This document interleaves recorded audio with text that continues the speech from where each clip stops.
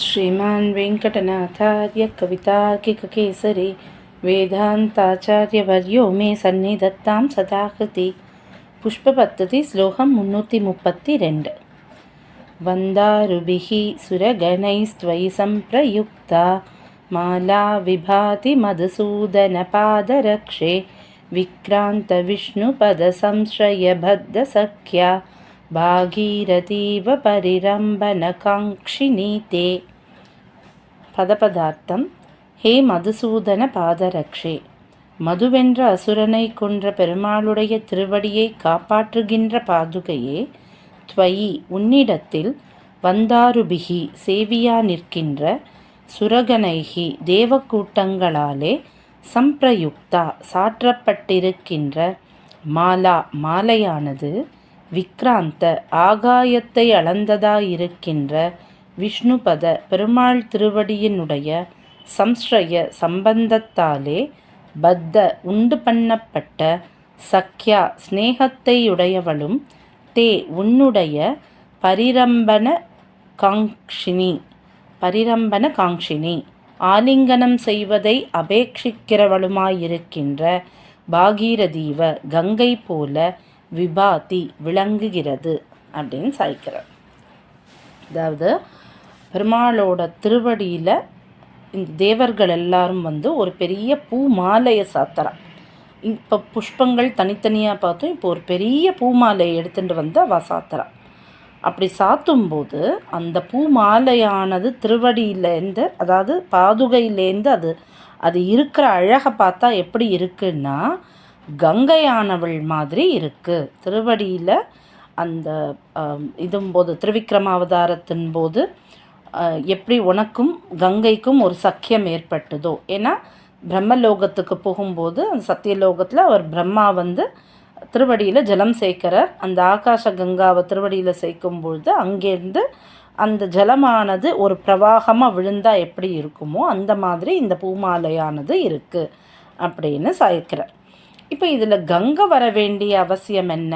இதில் எப்படி ஒரு பூமாலையை நம்ம சமர்ப்பித்தோம் அப்படின்னா, அது திருவடியில் சமர்ப்பிக்கிறோம் அப்படின்னா அதுலேருந்து எப்படி ஒரு கங்கை கொட்டுற மாதிரியான ஒரு அவ்வளோ பெரிய மாலை எப்படி திருவடியிலேருந்து அந்த மாதிரி நமக்கு சேவையாகும்? இந்த மாதிரி கன்ஃபியூஷன்லாம் நமக்கு வரும். அதனால தான் சுவாமி இங்கே எடுத்திருக்கிற பதம் என்னன்னு பார்த்தோன்னா, திருவிக்ரமாவதாரத்தை எடுத்திருக்க. திருவிக்ரமாவதாரம் எடுக்கும் பொழுது பெருமாளோட திருவடியானது எப்படி வளர்ந்தது அப்படின்றது நமக்கு நன்னாவே தெரியும். ஆழியழ சங்கும் வில்லும் எழன்னு ஆழ்வார் சொன்ன மாதிரி அவ்வளோ ஆகிருதியான பெருமாள் அப்படி வளர்ந்தார் அப்படின்னு சாய்ப்பார். இப்போ நம் சுவாமியே தேகலி சஸ்துதியில் ஒரு ஸ்லோகம் சாய்ப்பார். அதாவது அந்த திருவடியானது எப்படி வளர்ந்தது அப்படின்றத ஒரு எக்ஸாம்பிளோடு அவர் அதில் நமக்கு விவரிப்பார். என்னன்னா, பக்த பிரிய துவைததா பரிவர்த்தமானே முக்தாவிதான விததிஸ்தவ பூர்வமாசீத் ஹாராவளி பரமதோ ரசனக்கலாபகா தாராகணஸ்ததனு மௌக்திக நூபுரஸ்ரீஹி அப்படின்னு. அதாவது நட்சத்திர கூட்டம்லாம் வானத்தில் இருந்ததோ இல்லையோ, அப்போ பெருமாள் பூமியில் இருக்கார் மகாபலிக்கிட்ட. அப்போ தான் அவர் அந்த ஜலம் சேர்க்கிறார் மகாபலி. அப்போ தான் பெருமாள் வளர ஆரம்பிக்கிறார். அப்போ நட்சத்திர கூட்டமானது வானத்தில் இருக்குது. பெருமாள் வளர ஆரம்பித்த உடனே பெருமாளோட தலைக்கு மேலே அதெல்லாம் விதானம் மாதிரி இருந்துதான். ஒரு விதானம் கட்டினா மாதிரி அந்த மாதிரி நட்சத்திர கூட்டங்கள் இருந்துதான். பெருமாள் இன்னும் வளர்றார். பெருமாள் வளர வளர கிரீடத்தில் ஒரு அணிகலன் மாதிரி இருக்குது. பெருமாள் இன்னும் வளர்றார். ஹாராவலி கழுத்துக்கு மாலை மாதிரி இருக்குது அதே நட்சத்திர கூட்டங்கள். நட்சத்திர கூட்டம்ன்றது இடமே மாறாது, அதே இடத்துல தான் இருக்கும். ஆனால் பெருமாளானவர் அப்படி வளர்ந்துட்டே போகிறார். விதானம் மாதிரி இருந்தது, அடுத்தது கழுத்துக்கு ஹாரம் மாதிரி இருக்குது, இன்னும் வளர்றார். இடுப்புக்கு அலங்காரமாக ஒட்டியானம் மாதிரி இருக்குது. பெருமாள் இன்னும் வளர்றார். இன்னும் வளரும்பொழுது பார்த்தோன்னா அந்த நட்சத்திரமானது பெருமாளோட நூபுர ஸ்ரீஹி திருவடியில் இருக்கக்கூடிய நூபுரம் சதங்கை மாதிரி ஆயிட்டான். அந்த காலில் இருக்கக்கூடிய ஒரு காப்பு மாதிரி அந்த மாதிரி நட்சத்திரங்கள் தெரிய ஆரம்பிச்சிருத்தான். வானத்தில் இருக்கிற நட்சத்திரம் பெருமாளோட திருவடியில் இருக்குது அப்படின்னா பெருமாளோட ஆகிருத்தின்றது எப்படி இருக்கும்னு நம்மளால் கற்பனையே பண்ணி பார்க்க முடியாது. அந்த திருவடியில் நட்சத்திரம் இருந்ததுன்னா அந்த திருவடிக்கு கீழே தான் அப்போ அந்த வானத்துக்கு கீழே தான் இந்த பூமி இருக்கா மாதிரி அந்த திருவடிக்கு கீழே தான் இந்த இவ்வளோ பெரிய பூமி அத்தனூண்டு சின்னதாக இருக்கும்னா, அப்போ பெருமாளுடைய அந்த உயரமானது எப்படி இருக்கும் அப்படின்றது ஒரு நிமிஷம் நம்ம நினச்சி பார்க்கணும்.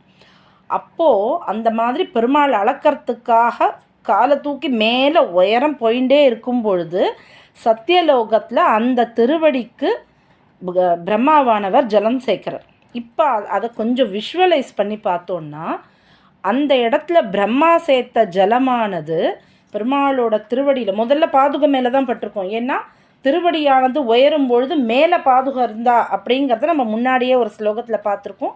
அந்த திருவடிக்கு ஒரு ஹானி வந்துடக்கூடாதேன்னு முதல்ல திருவடி மேலே பாதுகை இருந்தான்.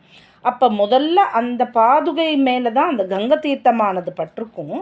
அப்படி பட்டு அந்த கங்கையானவள் தெரிக்கும் பொழுது அதை நம்ம தூரத்துலேருந்து பார்த்தோன்னா எப்படி இருக்கும்னா, பெருமாள் திருவடி மேலே கங்கை விழாது, ரெண்டு பக்கமும் அதோட தண்ணியானது அப்படி கொட்டித்துன்னா எப்படி இருக்கும் அப்படின்னு நம்ம யோசித்து பார்த்தா புரியும்.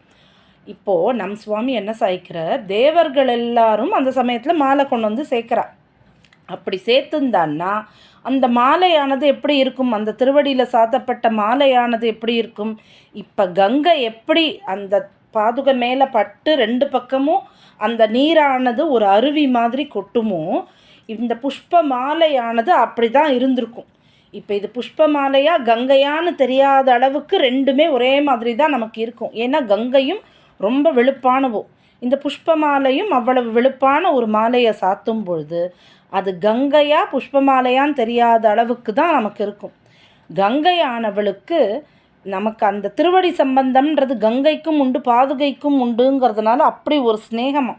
இதுக்கு உத்தமூர் சுவாமி சாய்க்கிறார், விஷ்ணுவின் பதத்தை சேர்ந்தவர்கள் ஒருவரோடொருவர் மிகவும் ஸ்நேகமாய் உடையவராக இருக்க வேண்டும் இது போல அப்படின்னு சாய்க்கிறார்.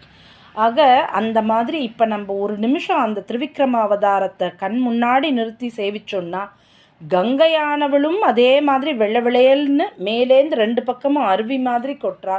தேவர்கள் சாத்தின பூமாலையும் அதே மாதிரி வெள்ளை விளையல்னு அந்த பாதுகைக்கு சாத்தப்பட்ட அந்த பூவானது கங்கை மாதிரி இருக்குன்ற ஒரு அழகான ஒரு வடிவத்தை நம் கண் முன்னாடி கொண்டு வந்து நிறுத்தி அந்த திருவிக்ரம அவதாரத்தை சேவிக்கிறதுக்கு நமக்கு ஒரு வாய்ப்பை சுவாமி இந்த ஸ்லோகத்தின் மூலமாக கொடுக்குறாரடியே.